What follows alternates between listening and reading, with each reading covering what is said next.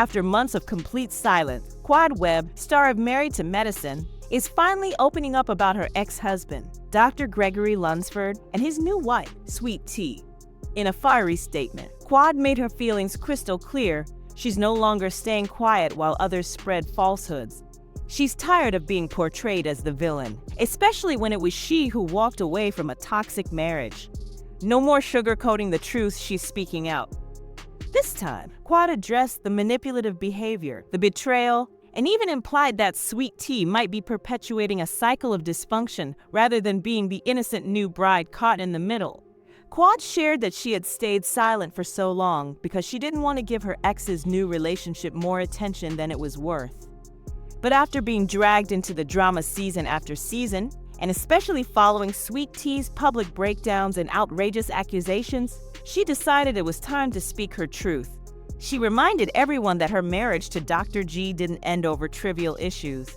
It ended because of deep emotional wounds, a lack of respect, and a man who never supported her. Webb isn't bitter. She's relieved. And, in her eyes, Sweet Tea walked right into the chaos Webb had spent years trying to escape. Now let's talk about King. No, not the rapper, not the athlete, just King. That's what he went by in Atlanta circles. His real name? Marquis Deshaun Brooks. But when you hear King, you might imagine someone powerful, successful, maybe even royalty, smooth and suave. That's exactly the image he wanted to project. This man walked around like he was rolling in money, with a capital M, always dressed as though he had a personal stylist, driving cars most people only see in rap videos, matte black Porsches, shiny new BMWs, high-end G-Wagons, rotating through them as if they were rentals. But here's the twist. They weren't rentals. That's where things start to get odd. For someone who lived so ostentatiously, no one seemed to know exactly what he did for a living.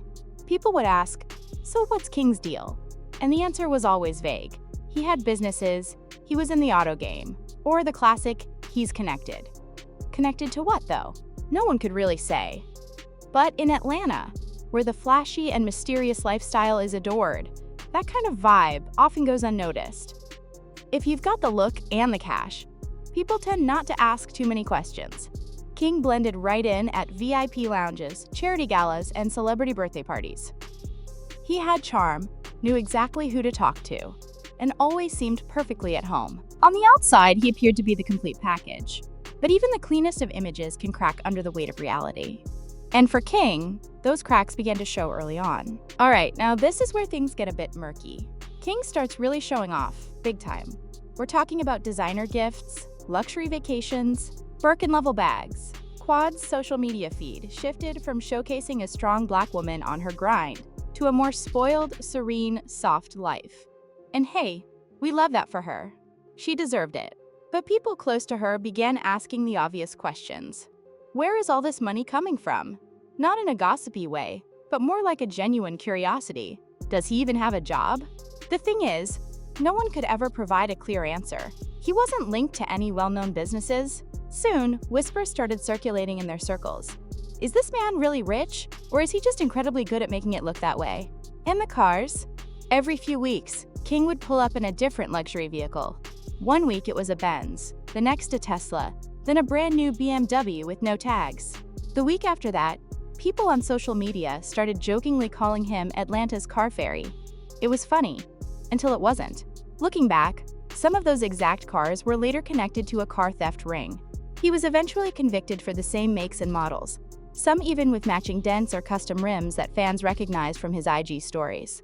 And some of those vehicles were spotted parked right outside Webb's house. To be fair, Webb said King had told her he ran a private auto business.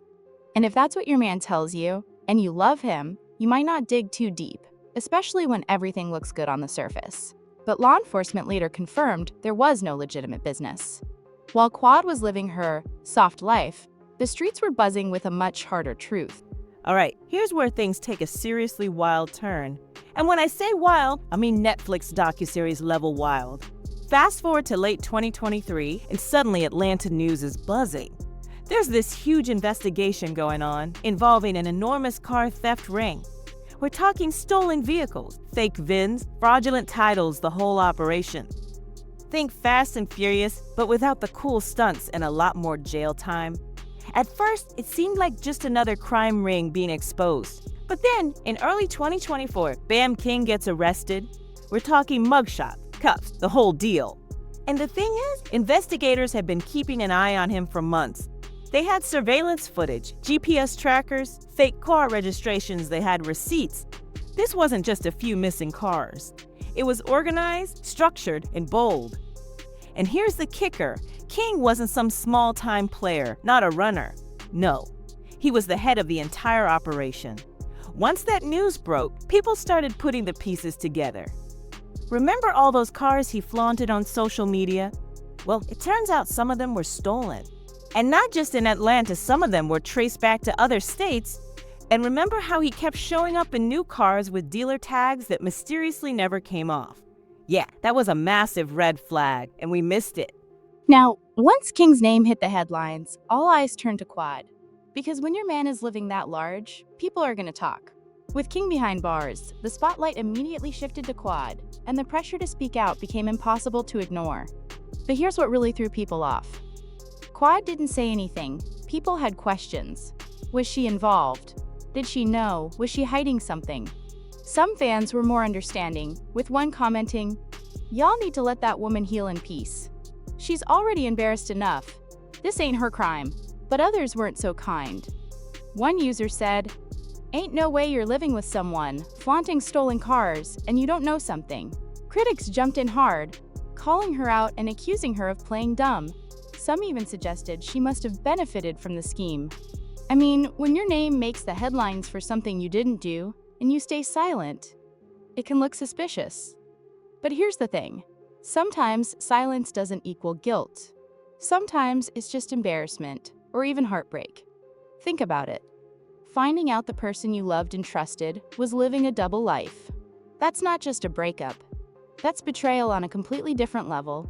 And for someone like Quad, who's already shared so much of her personal life in the public eye, maybe she just needed a moment. But silence doesn't always equal guilt. It can also mean grief. When Quad finally spoke up, it was raw, unfiltered, and deeply emotional. After months of speculation, Quad went live. And y'all, it wasn't polished. There were no production teams, no makeup artists, no lighting tricks. Just her, in a hoodie, with a bare face, voice shaking. When she spoke, you could feel the pain in every word. "I loved a man I didn't really know." And honestly, that hit hard, because how many of us have been there?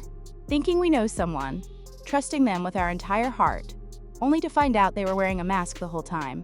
Quad didn't try to dodge or deflect. She admitted she felt embarrassed and ashamed for letting someone like him into her life. She talked about the humiliation of finding out the truth, just like the rest of the world did. She called it betrayal, plain and simple. But here's what mattered. She firmly denied any involvement in the criminal activity. And when you listen to her, when you really watch her body language and hear the cracks in her voice, it feels real. You can tell this wasn't some media-trained PR statement. It was a woman trying to process public humiliation in real time. So after King gets sentenced, Quad doesn't waste a second. She unfollows him on Instagram, deletes all their couple photos, and that little bio quote, gone. And let's be honest, when someone starts erasing you from their social media like you never existed, you know it's over. Insiders say Quad is now laser focused on herself. Let me know what you think in the comments. And if you're here for the tea, the truth, and the receipts, don't forget to hit that like, share, and subscribe button. Catch y'all in the next one.